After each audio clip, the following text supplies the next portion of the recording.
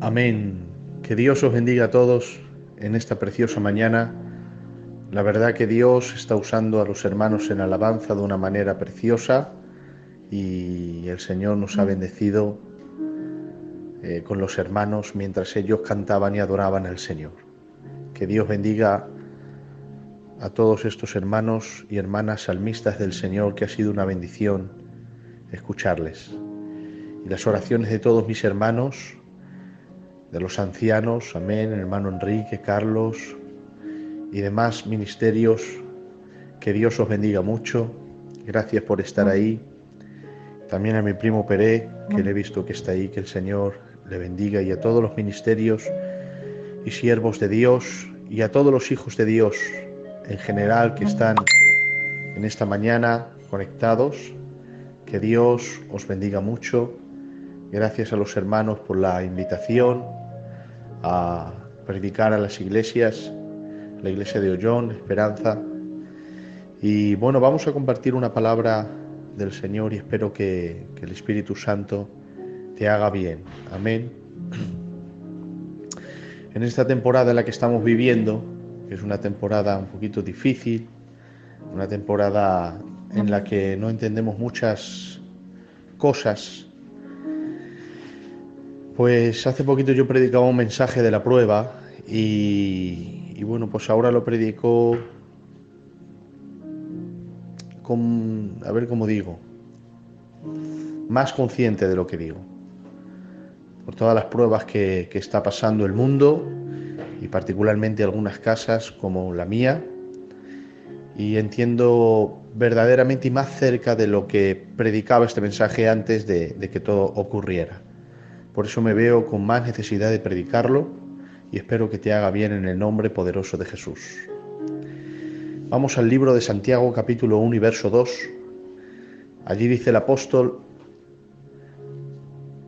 hermanos míos, tened por sumo gozo cuando os halléis en diversas pruebas, sabiendo que la prueba de vuestra fe produce paciencia. Mas tenga la paciencia su obra completa, para que seáis perfectos y cabales, sin que os falte cosa alguna. Si alguno de vosotros está falta de sabiduría, pídela a Dios, el cual da abundantemente y sin reproche, y le será dada. Pero pida con fe, no dudando nada, porque el que duda es semejante a las olas del mar, arrastrado de un sitio para otro. No piense, pues, recibir nada el que pida sin fe al Señor. Bueno, cuando yo leo esta escritura, la verdad que yo me pregunto si el apóstol alguna vez ha sufrido. Porque dice: considerad, hermanos míos, con sumo gozo cuando estéis en diversas pruebas. Y yo digo, ¿habrá sufrido alguna vez este hombre? Y sí, claro que sí, que habrá sufrido. Todos los que nacen sufren. De hecho, él fue un mártir del Señor. Pero cuando leo este capítulo, este verso concretamente del libro de Dios, digo, ¿cómo es posible que me diga que me goce con sumo gozo cuando me halle en diversas pruebas? Si la verdad, hermano, es que no hay ninguna prueba en esta vida que produzca gozo. Ninguna. Y no te verás, creo yo, todavía no he visto a nadie decir, estoy feliz por la prueba que estoy pasando. No. Quizá después, cuando uno sale, dice, gracias a Dios por esa prueba, porque salí, el Señor me enseñó esto y esto y esto, pero en medio de ella, gozarte, no he visto a nadie. Yo tampoco lo he hecho y no creo que lo haré. Además se añade de que el apóstol dice, gozaos con sumo gozo, o sea, no solo pide gozo, sino que además le añade la palabra sumo. La palabra sumo significa lo más alto. Por eso dice Filipenses 2 de Cristo, el cual era igual a Dios, no estimó a ser igual a Dios, sino que se humilló. Y después habla de la sesión celestial, por lo cual Dios lo exaltó hasta lo sumo. ¿Te das cuenta? Dios exaltó a su Hijo a lo más alto. Luego el apóstol Santiago coge esa palabra griega de Filipenses capítulo 2 y la transporta el sumo de lo más alto al gozo que el cristiano debe de sentir cuando está en pruebas. Más difícil aún se hace este capítulo. Pero aparte de eso, se hace más difícil cuando lees el plural. Porque dice, hermanos míos, tened por sumo gozo cuando os halléis en diversas pruebas. No dice cuando os halléis en prueba, lo cual estaría hablando de una sola prueba. Pero no habla en singular, sino pluraliza. Cuando os halléis en diversas. Esto es más difícil aún, porque es una y no te da gozo, imagínate estar rodeado de muchas pruebas. Entonces, claro, me pregunté si alguna vez este hombre habrá sufrido algo. Por eso la Biblia hay que leerla despacio, porque el apóstol no nos dice en el libro de Dios que nos gocemos por las pruebas. No lo dice eso, porque no hay ninguna prueba que te goces por ella, ninguna. No existe. Literalmente es contra natura que una prueba produzca gozo cuando lo que una prueba produce es tristeza. Porque estás en un problema y te estás absorbiendo mentalmente, psicológicamente y emocionalmente. Por lo tanto, una prueba no puede producir gozo. Ahora, ¿por qué él apela al gozo? Él apela al gozo no por lo que el cristiano debe de sentir en la prueba, sino por lo que el cristiano sabe. Por eso dice Santiago, tened por sumo gozo cuando os halléis en diversas pruebas, sabiendo. ¿Te das cuenta? Sabiendo. Apela al gozo no de lo que se siente, sino de lo que se sabe. Porque lo que se siente en medio de la prueba es tan fuerte que uno puede sentir gozo por la prueba, sino que uno siente gozo porque sabe que aún en medio del dolor y de la prueba, Dios está trabajando en mi vida y detrás de la prueba hay una enseñanza de Dios para mi crecimiento espiritual. Por lo tanto, no está apelando al gozo de lo que se siente, sino al gozo de lo que se sabe. Considerad tener sumo gozo cuando os halléis en diversas pruebas, sabiendo que la prueba de vuestra fe produce paciencia. Ahora bien, sabiendo que la prueba produce, y que lo que produce es ahí donde descansa el gozo del cristiano, yo me pregunto qué es lo que produce la prueba. Bueno, para eso me gustaría dar 4 principios de lo que la prueba produce. Sé que produce muchísimas cosas más, cosas que yo no sé, que quizá otros hermanos podían aportar. Yo puedo aportar estas 4 que el Señor me iluminó y me enseñó, y espero que con estas 4 el Señor te haga bien, aparte de las que el Señor ya te ha enseñado a ti, particularmente en tu comunión con Él. Lo primero que la prueba produce es que la prueba descubre quién eres. En una prueba, el comportamiento que das, los pensamientos que tienes, esa prueba revela quién eres. Descubre quién eres. Porque uno puede decir, yo soy fiel al Señor. Y yo te pregunto, ¿y cómo lo sabes? Si no has sido tentado a no serlo. Espérate, porque la tentación probará la fidelidad. Uno puede decir, yo amo al Señor más que al dinero. Y yo te digo, ¿y cómo lo sabes? Espérate a quedarte sin un duro y que venga un trabajo turbio. Entonces eso revelará en tu vida si amas más al dinero que al Señor, o si confías en el Señor por encima de cualquier adversidad en medio de tu familia tocante a la economía. Y de eso podemos irnos a cualquier área de la vida. Toda prueba revela quién somos. Y el que actúa en la prueba, ese soy yo, no el otro. Me refiero al otro antes de la prueba, porque en medio de la prueba el que actúa soy yo. Y la prueba me revela quién soy. Ahora uno puede decir, hermano Pedro, esto me ha descubierto, en estos momentos, me ha descubierto el Señor, porque yo me acuerdo de cierta prueba que creía que yo iba a hacer de otra manera y terminé haciendo otra cosa contraria y dije, ¿por qué tengo yo esta infidelidad o esta poca confianza? Bueno, eso descubrió quién eras. Pero no te vengas abajo, no te preocupes. Cuando el Señor permite una prueba para que usted descubra quién es usted, es para que le pida ayuda al Espíritu Santo a fortalecer esa área que usted creía que estaba fortalecida y en verdad no lo estaba. El Espíritu de Dios ha venido a nuestro corazón para formar la imagen del Hijo de Dios en todas las áreas de nuestra vida. Por lo tanto, hay áreas que no están cultivadas y transformadas por el Espíritu de Dios y no tienen semejanza al Hijo de Dios. Y como el Espíritu Santo ha venido como misionero de parte de Dios a tu corazón a fin de transformar cada área de tu vida conforme a la imagen del Hijo de Dios, Él tiene la responsabilidad en su misión de parte de Dios de transformar esa área, y Él sabe que hay ciertas pruebas que van a descubrir en esa área que no está cultivada la imagen del Hijo de Dios como debía de estarla. Por lo tanto, Él debe de permitir ciertas pruebas a fin de que te des cuenta quién eres, porque Dios no te va a cambiar si no se lo pides, pero para cambiar usted debe de saber que necesita un cambio. ¿Cómo Dios le hace ver a usted que necesita un cambio si no permite una prueba que le revela quién es usted a fin de que usted le pida al Señor transformación y Dios, de acuerdo a su plan soberano contigo, transforme esa área y la cultive a la imagen del Hijo de Dios, cumpliendo así su misión de parte de Dios de haber venido a tu corazón para transformarlo al corazón del Hijo de Dios?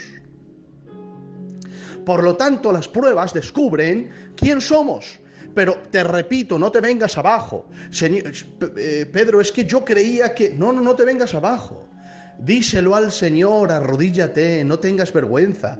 Si Dios ya sabía que esa área no estaba cultivada por Él, que a Dios no le vas a sorprender, que conoce el fin desde el principio, no te preocupes, para Dios no hay sorpresas, no le sorprende nada, porque Él lo conoce absolutamente todo. Cuando Dios te prueba, no lo hace para saber algo de ti que Él ignora y la prueba le va a revelar a Él.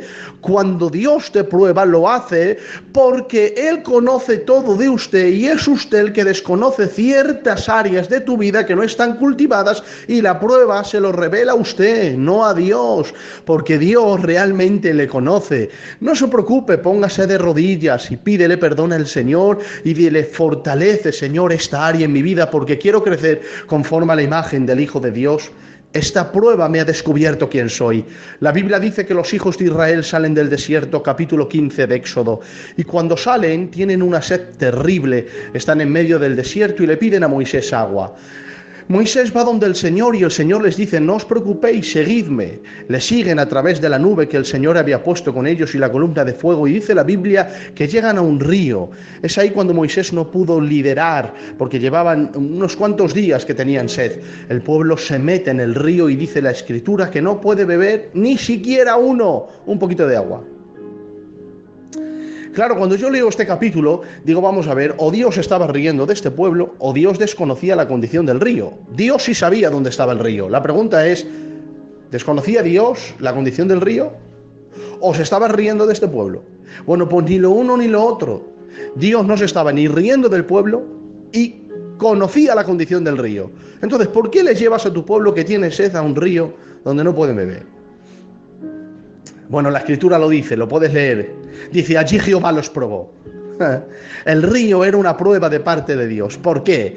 Porque el río reveló lo que en el corazón había. La Biblia dice que empezaron a criticar a Dios. ¿Sabes cuántos milagros había visto Israel? Había visto 10 plagas que el Señor había enviado a Egipto. Había el Señor humillado al monarca más fuerte de aquel tiempo. La primera civilización del mundo la había Dios derribado en poquitos días a través de su ejército que había usado la naturaleza. Había matado el primogénito de todos los hombres de Egipto y había sacado a Israel con oro y plata que los egipcios les dieron muertos de miedo deseando que se fueran.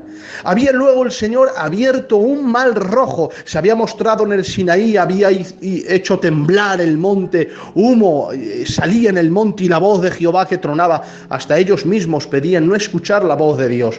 Lo que habían visto era terrible y ahora delante de un río que no pueden beber, la Biblia dice que empiezan a criticar. ¿Qué descubrió el río? Descubrió la poca confianza que tenían de Dios, a pesar de haber visto todo lo que habían visto. Descubrió que había amargura en el corazón, la amargura de la crítica contra Dios. Ahora bien, el río no puso la crítica, para nada. El río solamente reveló lo que en el corazón ya estaba. Esa crítica ya venía de Egipto, pero el río descubrió lo que en el corazón estaba. Y es que a veces decimos, vaya problema tengo, mira el río que no puedo beber. Y Dios dice, no, hijo, si el río no es problema. El problema es el rayo X que descubre dónde está el problema. El problema no era el río, el problema era el corazón del pueblo. Porque de hecho el río, Dios lo sanó, al instante le dijo a Moisés, coge ese árbol, tíralo al río y las aguas se endulzaron. Por momentos lo que era amargo se volvió dulce, pero lo que Dios hizo con el río no podía hacerlo con el corazón del pueblo, porque el río lo sanaba en un momento, pero el corazón del pueblo debía de tratarlo, porque el corazón del pueblo no estaba herido, porque Dios las heridas sí las puede sanar en un momento. El corazón del pueblo no estaba cultivado, y eso tiene procesos y temporadas. Por eso lo que Dios hizo con el río no podía hacerlo con el corazón del pueblo. Dios tenía que guiar a este pueblo a la conquista, al otro lado del Jordán. ¿Y cómo va a caminar con ellos en el desierto cuando la Biblia dice, andarán dos juntos si no estuvieren de acuerdo? Dios es miel y ellos eran hiel. ¿Y cómo puede andar la hiel y la miel juntos? No pueden. Por lo tanto, Dios permitió que la amargura del río sacara la verdadera amargura que había en el corazón del pueblo.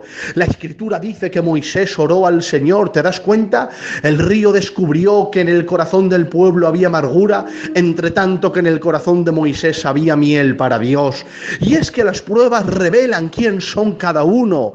Y repito, cuando descubren algo bueno en ti, eso es para que lo sigas fomentando y permitiendo al Espíritu que cultive el corazón conforme a la imagen del Hijo de Dios. Pero cuando se descubre algo malo, no te vengas abajo. Lo ha permitido el Señor a fin de que descubras quién eres y tengas la plataforma para pedirle cámbiame, y Él, conforme a su plan soberano, pueda cambiar ese corazón, porque así lo ha decidido Él, cambiar cuando el hombre le pide que le cambie. Por lo tanto, las pruebas están diseñadas precisamente para eso, para descubrir quién eres, a fin de que seas transformado mucho más a la imagen del Hijo de Dios. Las pruebas son como el frasco de alabastro, que aquella mujer lo derramó a los pies de Jesús, y dice la Biblia, y el perfume llenó la casa. Y Simón Pedro olió, qué bien huele el perfume. Juan olió, qué bien huele el perfume. Jacobo olió, qué bien huele el perfume. Pero cuando el perfume llegó al olfato de Judas Iscariote, dijo este, qué desastre. Se hubiera vendido y se hubiera ayudado a los pobres. Pero la Biblia dice, pero Jesús sabía que no lo hacía por ayudar a los pobres, sino porque era ladrón y llevaba la bolsa del dinero. Date cuenta, el perfume no acusó a nadie, simplemente llenó la casa. Y Judas, al olerlo, descubrió a Jesús con su boca, lo que verdaderamente había en su corazón. Y así son las pruebas, no vienen a acusarte, pero vienen a descubrirte, a fin de que tengas la oportunidad de decirle, Señor, transfórmame, porque quiero ser conforme a la imagen del Hijo de Dios. Entonces, número 1, las pruebas descubren quién somos a fin de ser mejores. Número 2, las pruebas revelan cuánto le amamos. A veces creemos que amamos a Dios en un nivel y no estamos en ese nivel. El mandamiento es, amarás al Señor tu Dios con todo tu corazón, toda tu alma y todas tus fuerzas y toda tu mente. Es decir, con todo tu ser. Y a veces pensamos que amamos al Señor mucho, y Dios conoce lo que le hemos permitido al Espíritu Santo depositar el amor de Él en nuestros corazones a fin de amarle, y no ha sido en un nivel muy alto, sino bajo. Y las pruebas, apúntate esto si quieres en la Biblia o en cualquier papel, es una frase que a mí me hace mucho bien. Las pruebas son el termómetro de Dios que mide nuestro amor por Él. Por eso dice la Biblia en Génesis capítulo 22, después de estas cosas probó Dios a Abraham. Cuando yo leo este capítulo, después de estas cosas probó Dios a Abraham, digo, ¿qué cosas? Porque bueno, le probó de una prueba muy fuerte. Le pidió Dios a su hijo, pero pasadas estas cosas probó Dios a Abraham. Digo, ¿qué es lo que pasó antes para que Dios le probara así? Bueno, pues la Biblia dice en Génesis 12 que Dios le dijo a Abraham, sal de tu tierra y de tu parentela. Hermanos, nosotros los predicadores decimos así, y ustedes las ovejas lo escuchan, pues bueno, que Abraham salió de la tierra, pero era una prueba muy difícil. De hecho, mira si era difícil que Abraham no la cumplió. Salió de su tierra, pero no salió de su parentela. Se llevó a su padre y su sobrino con él. Porque no era aquel gigante que más tarde iba a entregar a Isaac. Estaban dando sus primeros pasos con el Señor y había ciertas áreas de su vida que no estaban cultivadas. Por lo tanto, dejó la tierra, pero no dejó la parentela. Es que era muy difícil. ¿Sabes? Yo ya voy a cumplir ahora 34 años. Vivo en Madrid y yo ya he echado raíces en Madrid. Si el Señor me tuviera que decir, sal de tu tierra, sería difícil. Si a eso se añade, sal de la parentela y que me tengo que ir solo, si mi padre, mi madre y mis hermanos, es para morir. Bueno, pues Abraham no tenía 34, Abraham tenía 75 cuando Dios le dijo sal de la tierra. Tenía que usar las tijeras de la obediencia, literalmente meterlas debajo de la tierra y cortar las raíces que le unían a Ur de los Caldeos. Porque ya había él echado raíces allí, tenía amigos, sabía dónde comprar, dónde vender. 75 años viviendo en ese lugar. Bueno, toma las tijeras de la obediencia, rompe las raíces. Y bueno, sale con su padre y su sobrino. Su padre muere en el camino y de su sobrino se tiene que separar por ciertas tierras que luchaban los pastores por ellas. Y bueno, pasa el tiempo y Dios le había prometido que le va a dar un hijo. Pero resulta de que el niño no venía, por lo tanto Sara le dice, mira, quizá no soy yo la depositaria de la semilla, ahí está Agar, tu criada. Cásate con ella también y ten un hijo y quizá ella es la depositaria de la semilla. Bueno, efectivamente, la Biblia dice que se casa con Agar y tiene un hijo que se llama Ismael. Bueno, todos los que estamos aquí amamos a nuestros hijos, mucho. Pues Abraham no era menos que nosotros, lo amaría mucho. Además era su primer hijo y lo había tenido en su vejez. Y no sé qué tiene tener hijos en la vejez, que yo siempre he escuchado a los abuelos decir, lo que hago con mis nietos no lo he hecho con mis hijos. ¿Y sabes por qué?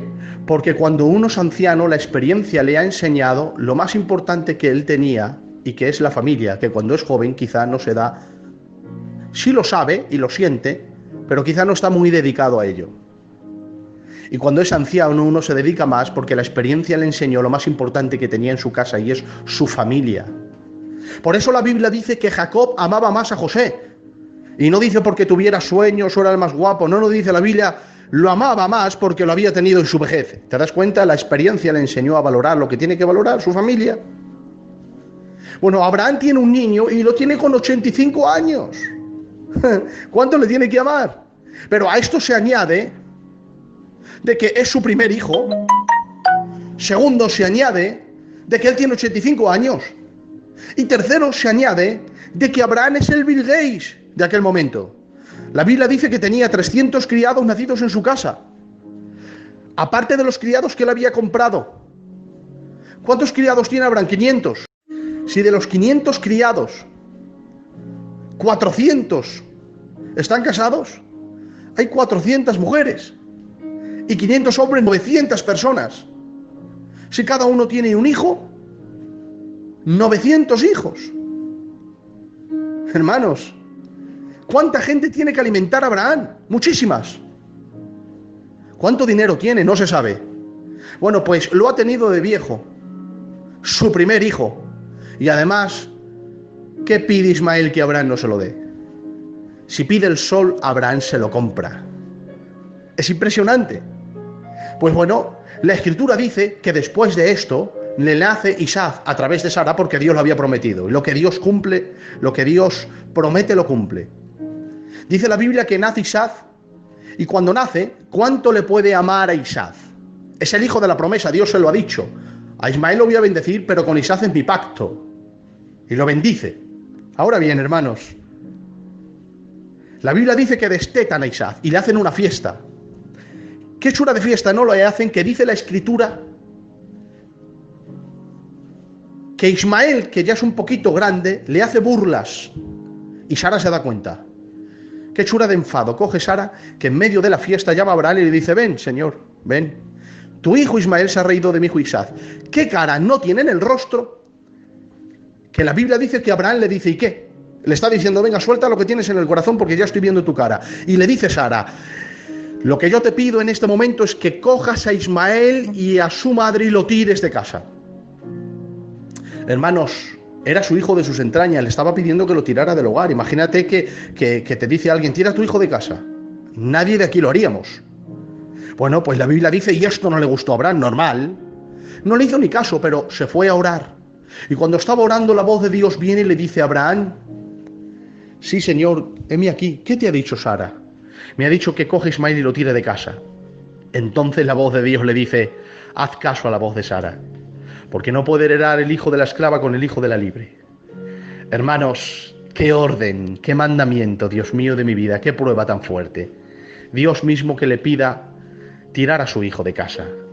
Hermanos, imagínate que el Señor te dice, tira a tu hijo de casa, pero escucha, quítale el móvil y no quiero que sepas nada de él. Eso es lo que Dios le estaba pidiendo. Saca a Ismael de la casa y tíralo al desierto. Hermanos, la Biblia dice muy de mañana. Claro, la Biblia cuando no habla sigue hablando. Cuando dice muy de mañana es que Abraham no pudo dormir. ¿Y quién va a dormir sabiendo que tiene que tirar a su hijo de casa? Además, no solo lo tiene que tirar, le tiene que explicar que por orden de Dios lo tira, y esto socialmente, porque la esclava no puede heredar con el hijo de la libre. Hermanos, una orden de Dios a través del corazón de un padre, soltando de sus manos a un hijo para dejarlo en un desierto a fin de que se muera. La Biblia dice que le dio una vasija de agua. ¿Quién puede pasar un desierto con una vasija de agua? Efectivamente, si Dios no le da una fuente, Ismael muere. Hermanos, qué dolor tan grande para ese niño. Te tira tu padre, pero no solo él, te tira el Padre de los cielos, porque el Padre de los cielos ha dicho que el Padre terrenal te tire de la casa. Pero qué raíces tan amargas se quedan en el corazón del niño. Hermanos, la diferencia entre Jacob y José y Abraham es que Jacob creía que su hijo estaba muerto y por eso no lo buscaba, ¿vale? Muerto, se acabó la esperanza. Pero es que Abraham lo tuvo que tirar de la casa, saber que lo había tirado al desierto, no saber qué le había pasado, si estaba vivo o muerto, y él no podía dar un paso para buscarlo. Qué fatiga, hermanos, lo deja en la puerta. Ismael sale andando 100 pasos, se da la vuelta, le mira a Abraham, los dos lloran, levantan los hombros, no entienden nada, pero le dice que tiene que marchar. Se da la vuelta 200 pasos, se da la vuelta otra vez, salen llorando, con los hombros hacia arriba, no saben qué decir. Se da otra vez la vuelta, 300 pasos, 400, 500, 600, 1 kilómetro, 2, 3, Abraham le pierde de vista, se da la vuelta, entra en su tienda, un día sin ver a su Ismael, 2 días, 3 días, 1 mes, 2 meses, 4 meses, 5 meses, ¿qué le habrá pasado? 1 año, el niño con 13 añicos, su primer hijo lo había tenido de viejo. Hermanos, qué prueba tan fuerte, qué prueba tan dolorosa. Primero le dice Dios, sal de tu tierra, y él sale, luego sepárate de tu familia, y al final se separa. Ahora le dice que entregue a Ismael y lo deje en el desierto vivo, al destino. Si muere, que muera, y si vive, que viva, pero yo no sé si vive o muere, porque Dios me ha dicho que lo tire. Qué pruebas tan fuertes se está pasando Abraham. Y después, hermanos, de leer todo esto, yo voy al capítulo 22 y dice, pasadas estas cosas, y digo yo, ya está, pasadas estas cosas, vino Dios y le dio la medalla de oro. Le dijo, no hay quien te aguante, eres el mejor, Abraham. Pero no, pasadas estas cosas, dice la Biblia, probó Dios a Abraham. Entonces lo otro, ¿qué fue? Porque los otros eran pruebas muy fuertes. No, es como que Dios dijo, lo otro eran simplemente los entrantes, ahora viene el plato fuerte. Y ahora le dice Dios, Isaac, a quien tú amas. La prueba tenía que ver con amor, ¿te das cuenta? Isaac, a quien tú amas, entrégamelo en un holocausto. ¿Por qué tiene que ver con amor? Porque si tú tienes algo que amas y me dices a mí que me amas y yo te lo pido y tú me lo das, es señal de que me amas más a mí que lo que tienes. En cambio, si te lo quedas, es señal de que amas más lo que tienes que a mí, a pesar de haberme dicho que me amas. ¿Cuántas veces Abraham le había dicho a Dios te amo? ¿Y cuántas veces le había dicho Isaac te amo? Y ahora de pronto el Dios de los cielos le pide a Abraham que le dé aquello que le ha dicho que ama, porque también se lo ha dicho a él. Isaac, a quien tú amas, entrégamelo en sacrificio de holocausto. Y no solo en sacrificio, porque Abraham entendía de sacrificios. Un sacrificio es matar a la víctima por el cuello, rajarla, pero un sacrificio de holocausto es primero degollar a la víctima y mientras se desangra quemarla viva. Eso es lo que le estaba pidiendo Dios, quémame a Isaac vivo. Dios mío de mi vida, qué prueba tan fuerte. Por eso le dijo a Abraham, ¿cuándo, Señor? Y le dijo Dios, ahora no, de aquí 3 días de camino. ¿Y por qué ahora no? No, ahora no, porque tú me has dicho que me amas. Y en el impulso del amor puedes coger al muchacho y matarlo en un momento. Y más tarde te vas a arrepentir de haberlo hecho. No quiero que lo hagas en el impulso del amor, sino en la convicción del amor. Quiero que pienses, que medites en lo que vas a hacer. Por eso la Biblia efectivamente vuelve a hablar donde no se habla. Muy de mañana, Abraham, no pudo dormir. Si no pudo dormir sabiendo que tiene que entregar a su hijo al desierto con Ismael, ¿cómo va a dormir sabiendo que tiene que entregar a este al fuego? Oh, Dios mío de mi vida, claro que no puede dormir. Se levanta y le dice a Isaac: ¿te vienes conmigo, hijo, a hacer un sacrificio para Dios, a adorarle? Claro que sí, padre. El muchacho no sabía que él era la víctima del fuego, ni del cuchillo y la sangre. Oh, hermanos, y le dice a 2 criados: venid conmigo, y 2 criados le acompañan. ¿Te puedes imaginar aquel primer día de Abraham en aquella prueba de fuego y de amor hacia Dios? Es una prueba terrible. Oh, Dios mío, yo me gustaría ser librado de esa prueba siempre, que jamás Dios me enviara esa prueba. Abraham la vivió en sus propias carnes. Primer día de camino. ¿Sabes que cuando estás en un hospital las horas, los minutos se convierten en horas y las horas en días y los días en semana? Cada paso que Abraham daba es como pasar el Mar Rojo a pie. Dios mío de mi vida, tenía que ir andando de la mano de su hijo sabiendo que lo tenía que quemar en fuego por orden divina, acerca de que Dios le había dicho que si lo amara a él más que al muchacho. El muchacho no sabía nada, pero Abraham seguía andando sin entender, porque Abraham no andaba por lo que entendía en los sentimientos paternos, sino en lo que entendía en el mundo del espíritu. Abraham entendía que amaba a Dios por encima de todas las cosas, y aunque no entendía el porqué del trato, cada poro de su cuerpo y célula más íntima de su ser gritaban que amaban al Señor. Por lo tanto, Abraham andaba por lo que amaba. Primer día de camino, se duermen en una posada. Efectivamente, lo que usted está escuchando, no pudo dormir. ¿Cómo va a dormir sabiendo que tiene que matar a su hijo? Además, hermanos, no sé si alguna vez por la noche te has levantado a tapar a los niños y los has visto durmiendo, respirando tranquilamente en su cama. ¡Qué alegría te da! Abraham no puede mirar al muchacho. Lo mira y se imagina el fuego, la sangre, los gritos, el dolor, el cuchillo en mano alzado, metido en el cuello, la sangre que se derrama por el pecho, el fuego que entra dentro de los órganos y los mata. Hermanos, impresionante. Abraham no puede dormir. Se levanta segundo día de camino. ¿Cuántos demonios hay alrededor de la mente de Abraham? ¿Qué ha hecho el muchacho? ¿Ha blasfemado el nombre de Dios? ¿Por qué Dios te pide esto? ¿Se ha metido contigo? ¿Se ha metido con Sara? ¿Ha hecho mal a alguno de los criados? Si es solo un muchacho. A la par de esto se añade en la mente de Abraham que cuando el niño es pequeño, antes de nacer, Dios le dijo a través de Isaac: yo te haré abuelo. ¿Qué significa eso? Que el niño se tenía que casar, tener una mujer y tener hijos. Pero resulta de que antes de que el niño se case, ahora siendo un poco grande, le ha dicho Dios: coge al niño y mátalo. Por lo tanto, Abraham en el segundo día de camino, a la izquierda tiene la esperanza de una promesa y a la derecha la orden de un sacrificio que luchan entre sí. Porque la esperanza dice: yo te haré abuelo a través de Abraham, lo cual quiere decir que el niño tiene que tener mujer e hijos para que Abraham sea abuelo. Pero resulta que la orden le dice: mátalo antes de que el niño esté casado. Y lo paradójico de todo esto es que tanto la esperanza como la orden vienen de la misma persona, de Dios, que lo ha dicho: yo te haré abuelo, y ahora le dice que antes de que se case, mátame al muchacho. Abraham no podía reconciliar la promesa con la orden porque no cuadraban entre sí, pero él seguía andando. Segundo día de camino, se echan a dormir y Abraham efectivamente no puede dormir.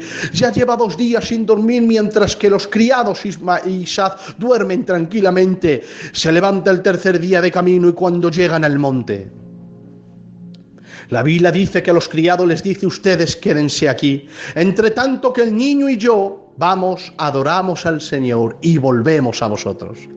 Cuando leemos esto, hermanos, nos damos cuenta de que Abraham recibió la revelación de Dios.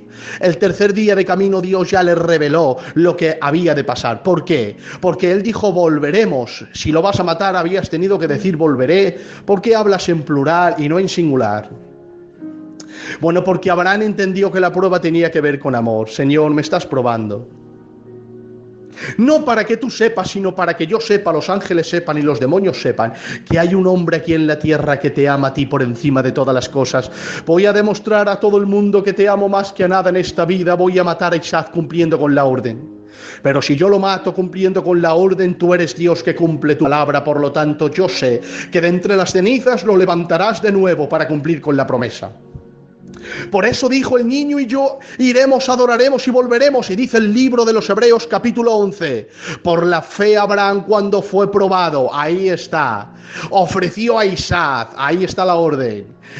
Dice: habiéndosele dicho, ahí está la promesa, en Isaac te será llamada descendencia, ahí está la orden y la promesa juntas. Dice: pensando, ¿qué es lo que pensó en los 3 días de camino? ¿Qué pensó? Que Dios es poderoso para levantarlo aún de entre los muertos, en donde en sentido figurado también lo volvió a recibir. Él reconcilió la orden con la promesa. Sí, él dijo: si yo cumplo con la orden, tú lo resucitas cumpliendo con la promesa. Por lo tanto, cuando iban camino a la cima de la montaña, le dice Isaac: padre, aquí está el cuchillo y la leña, lo cual quiere decir que Isaac entendía de sacrificios porque su padre le había enseñado. Y Abraham le soltó una frase tremenda que le dijo: no te preocupes, hijo mío, Jehová Jireh. Siempre hemos dicho que significa Jehová me proveerá, pero no significa eso, porque además si yo digo Jehová me proveerá, quiere decir que yo soy el necesitado y Dios es el proveedor. Pero Abraham no dijo: Isaac, no te preocupes, Jehová Jireh, en el sentido de Jehová me proveerá, porque yo soy el necesitado. Dijo: no te preocupes, Jehová Jireh, en el sentido de Jehová se proveerá.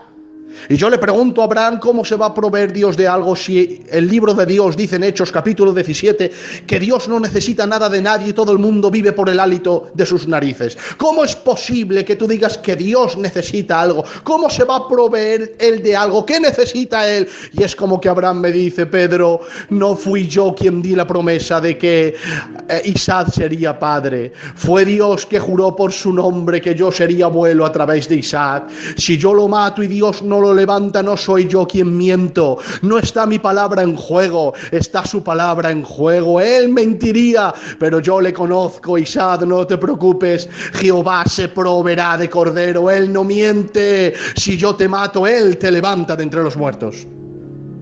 Por eso dice la Biblia que pusiéndolo en el altar levantó el cuchillo, y cuando lo iba a matar no era un amago, no era bueno a ver si Dios me para cuando yo levanto el cuchillo. No, la Biblia dice, en sentido figurado lo volvió a recibir. Es decir, Isaac estaba muerto en el corazón de Abraham antes del monte, ya estaba muerto cuando estaba en el otro monte, en el monte de la oración. Cuando Dios se lo pidió, él decidió cumplir con la orden para llegar al otro monte. Se parece a Dios en este sentido, porque el Cordero no fue muerto en el Calvario. Para los hombres sí, en el Calvario, en el monte Calvario fue muerto, pero fue en el monte Sión donde se concibió todo, en el monte de Dios. Allí Dios le dijo a su hijo: tú debes de morir, y el hijo dijo: y yo moriré. Por eso dice la Biblia, el Cordero que estaba muerto antes de la fundación del mundo. De ahí que a Cristo siempre le amenazaban con matarle, pero él no temía muerto, porque estaban amenazando a uno que ya había muerto hace mucho. Murió en la eternidad pasada y en el tiempo solo cumplió lo que en el corazón del Padre ya estaba.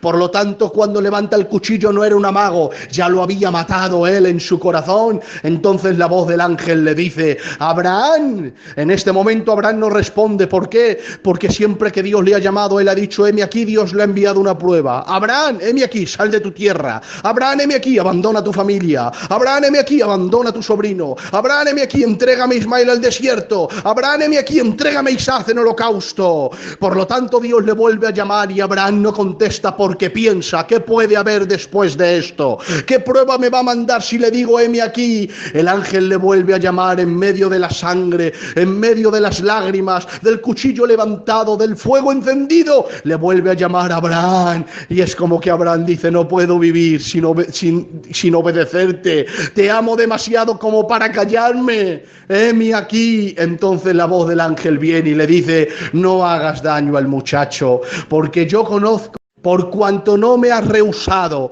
a tu único hijo Isaac, a quien tú amas, yo también te bendeciré y haré tu descendencia como las estrellas de los cielos, que si alguno los puede contar, contará tu descendencia. Esto lo haré, te lo juro por mí, ha dicho el Señor. Por lo tanto, número 1, las pruebas descubren quién eres a fin de ser transformado. Número 2, las pruebas revelan cuánto le amas a fin de amarle más. Gloria a Dios. Número 3, las pruebas humillan. ¿Sabes? Nos creemos muy importantes y cuando viene una prueba nos damos cuenta que no somos nadie. Y las pruebas humillan nuestro corazón para depender de Dios. Entonces, número 1, las pruebas descubren quién somos a fin de ser mejores. Número 2, las pruebas revelan cuánto le amamos a fin de amarle más. Número 3, las pruebas nos humillan para depender de Dios. Ahí había un capítulo tremendo que tocar y precioso, pero no quiero ser canso, por eso no lo voy a tocar, ¿vale? De cómo las pruebas humillan para depender de Dios. Me voy a ir al último punto, porque no les quiero cansar, ¿vale? Pero sí creo que esto te recuerda en algún área de tu vida que Dios te ha humillado y has dicho, Señor, no soy nada, dependo de ti. Porque las pruebas humillan a fin de depender de Dios. ¿Sabes? Sí te voy a decir algo, Dios detesta el orgullo, lo detesta completamente.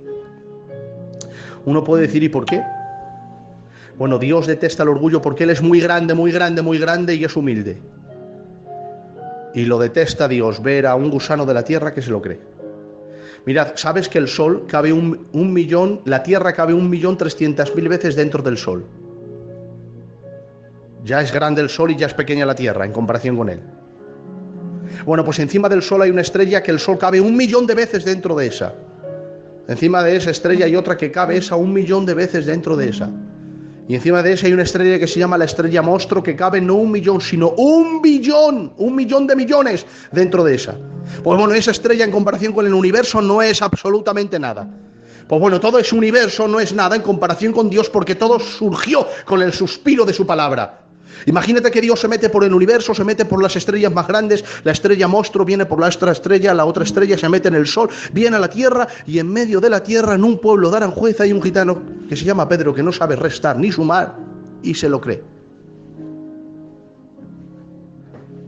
Por lo tanto, permite ciertas pruebas para hacerme entender que no soy absolutamente nadie, que dependo de Dios. Y con esto termino. Número 4, las pruebas están diseñadas para que le entregues tu voluntad a Dios. Mirad, hermanos, hay ciertas pruebas que Dios ha permitido para que familias enteras caigan a los pies del Señor. Y lo hemos visto, lo hemos visto. Para la salvación del alma, porque a Dios le interesa esta tierra, pero no en comparación con la eternidad, no. Por eso con esto termino. Había un hombre que no tenía por qué ser tratado, ya que le entregó su voluntad antes de nacer. Y me puedes decir, Pedro, antes de nacer es imposible. Bueno, sí, estoy hablando de mi Señor. Dice el libro de Dios, en el libro de Hebreos, entrando en el mundo me preparaste cuerpo, por lo tanto dije, aquí vengo para hacer tu voluntad. No había nacido, ya había entregado su voluntad.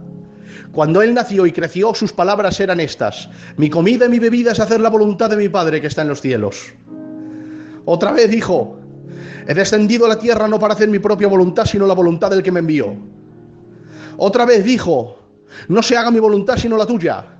Y la última palabra que dijo antes de morir es consumado es decir, tu voluntad se ha hecho.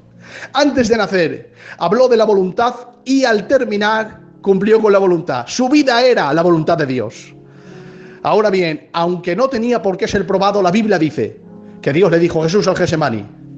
Cuando entra en el Getsemaní sabe que tiene que entregar su voluntad. Le dice a los discípulos, mi alma está muy triste hasta la muerte. Aunque él en otras ocasiones había estado triste, jamás por su boca dijo que había estado triste desde la cuna de Belén hasta el jardín del Getsemaní. Es ahí cuando dice, estoy triste hasta la muerte. ¿Cuánta tristeza no tiene que tener el verbo para decir esas palabras? Se pone a orar con los 11 y es como que no puede orar, hermanos. La Biblia dice que se levanta. Y le dice a Pedro, Juan y Jacobo, venid conmigo aparte a orar. Y se pone a orar con ellos. Atención a esto, se vuelve a levantar. Dios mío de mi vida.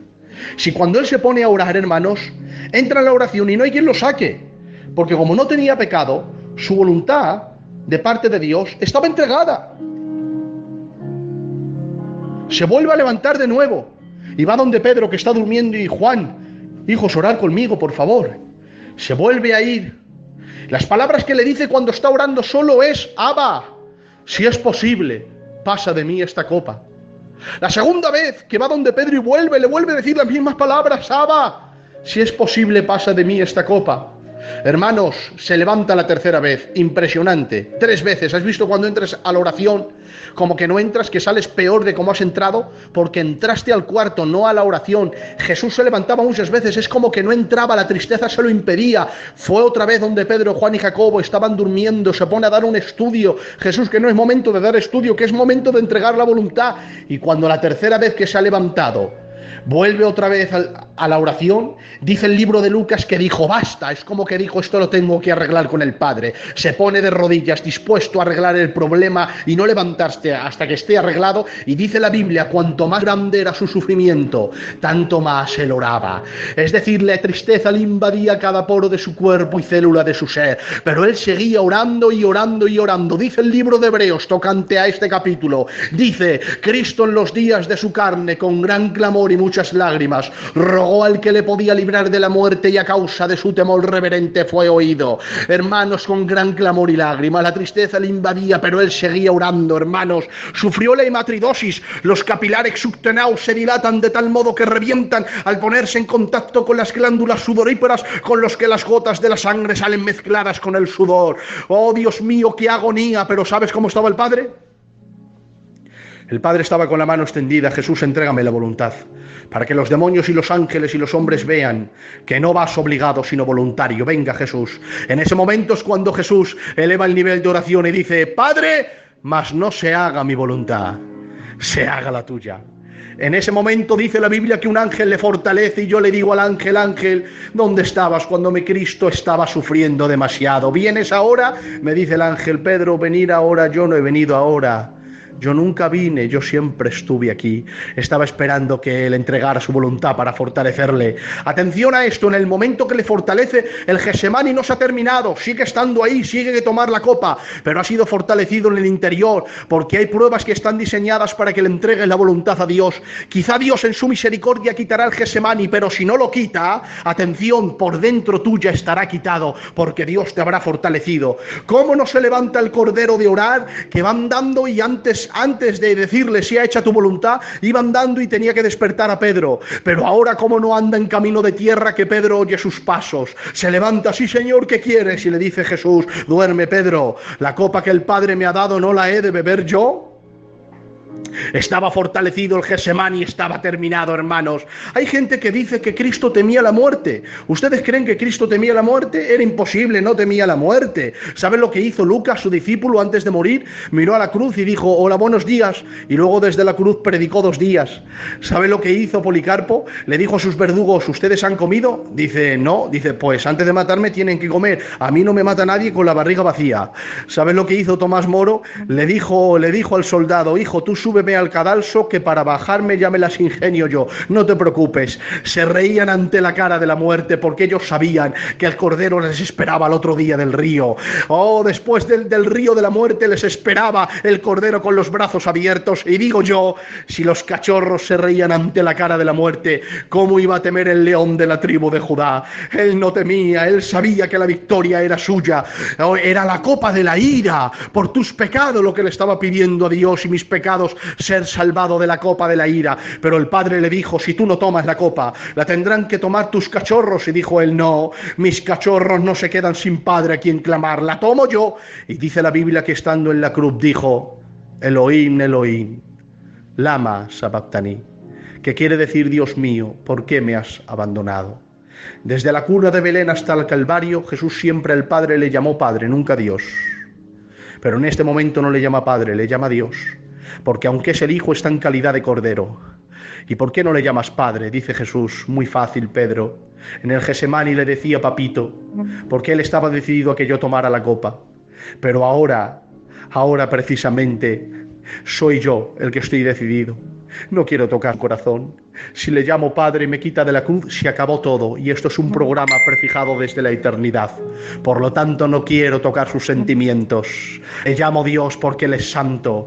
Su hacha está a punto de rajar mi cuello y su ira de fuego derramarse en mi corazón. Y el cuchillo que Abraham no usó para matar a Isaac, ahora el Padre lo clavará en mi cabeza. Sí, en este momento moriré por el pecado del hombre y la ira de Dios se derramará sobre mí, pero no le llamo Padre para no tocar su corazón. Le llamo Dios Dios, por eso dice el Salmo, Dios mío, ¿por qué me has desamparado? Y sigue diciendo, pero tú eres santo, soy tu hijo, el pecado del mundo está sobre mí, pero aunque soy el hijo, estoy en calidad de cordero sacrificial. Derrama tu ira, que estoy decidido a tomar la copa, porque si yo no la tomo, mis hijos quedarán desamparados cuando pasen por Gesemanis.